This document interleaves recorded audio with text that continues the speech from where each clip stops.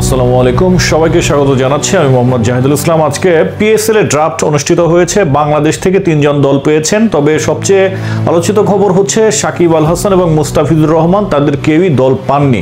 দল পেয়েছেন লিটন কুমার দাস, নাহিদ রানা এবং রিশাদ হোসেন। লিটন কুমার দাস করাচি কিংসে, নাহিদ রানা পেশোয়ার জালমিতে এবং রিশাদ হোসেন যাকে আপনার লাহোর কালান্দার্স কিনেছে। সবাই ভিত্তিমূল্য যে 70 লাখ রুপি তাতেই তারা দল পেয়েছেন, কিন্তু এর বাইরে এখন পর্যন্ত কেউ দল পাননি। এর আগে পেশোয়ার জালমিতে সাকিব আল হাসান, করাচি কিংসের হয়ে খেলেছিলেন মাহমুদুল্লাহ রিয়াদ এবং তামিম ইকবাল খেলেছিলেন পেশোয়ার জালমিতে। তো অতীতে আমাদের 3 জন ক্রিকেটার খেলেছেন এবং এবার আরও 3 জন পেয়েছেন। তবে একটা কথা, যে একজন ক্রিকেটার সারা জীবন খেলবেন না। সাকিব আল হাসান যথেষ্ট খেলেছেন, আর তার দল না পাওয়ার অন্যতম কারণ হচ্ছে সাকিব আল হাসানের প্রশ্নবিদ্ধ হচ্ছে তার বোলিং অ্যাকশনটা এখনো ত্রুটিপূর্ণ। পরীক্ষা দিয়ে এখনো উত্তীর্ণ হতে পারেনি, যে কারণে হয়তো সাকিব আল হাসান দল পাননি।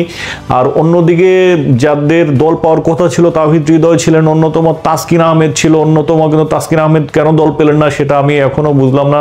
হাসান মাহমুদও পেতে পারতেন, কারণ রিসেন্ট টাইমে খুব ভালো বল করছেন।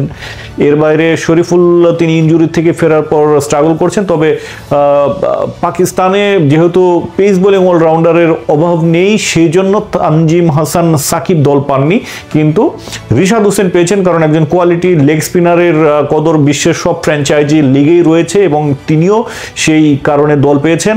তো এটাই হচ্ছে ঘটনা, যে বাংলাদেশ থেকে 3 জন অবশেষে দল পেল। গত পিএসএল এ কিন্তু বাংলাদেশের কেউ দল পাননি, আইপিএলেও দল পাননি। তো পিএসএলে আরও 1-2 জন পেতে পারেন এখনও, আগামীকালও ড্রাফট থেকে যদি কাউকে নেয়।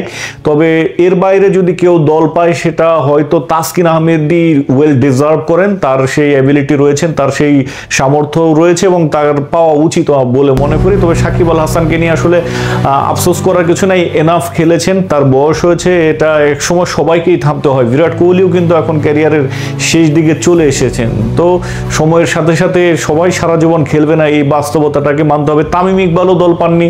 তামিম ইকবালের সাথে শহীদ আফ্রিদির ভালো সম্পর্ক, এটা সবাই জানেন। তো তারপরেও তিনি দল পাননি। যা হোক, এই হচ্ছে আপডেট। তো দর্শক, আপনাদের কি মনে হয় বাংলাদেশে কোন কোন খেলোয়াড়ের আসলে পিএসএল এর সুযোগ পাওয়া উচিত ছিল, বা যারা পেয়েছেন তারাই সবচেয়ে কোয়ালিফাইড কিনা, সেটা অবশ্যই কমেন্ট বক্সে জানাবেন।